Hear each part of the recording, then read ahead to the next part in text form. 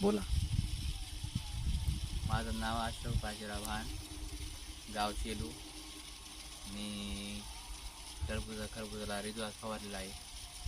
त्याचा आकार हे एकदम चांगला आलेला आहे. फळं बिळं म्हणजे असं व्यवस्थित लागलेले आहेत. त्याला फवारल्यापासून त्याची क्वालिटी नंबर 1 झालेली आहे. आपण किती डोस दिलता ह्याला? 40 ग्रॅम दिलता ना? हा, 40 ग्रॅम. बरं, त्याच्यासोबत काय जोडलं होतं? रोको. रोको जोडलं होतं. फूल वगैरे कसे आलेत? कळी अवस्थेत म्हणजे छान आलंय ना? छान आलं. तुम्ही पाहू शकतात, हे फुल अवस्थेमध्ये आहे आपलं. हा आपला खरबुजाचा प्लांट आहे. कळी अवस्था खूप सुंदर आलेली आहे.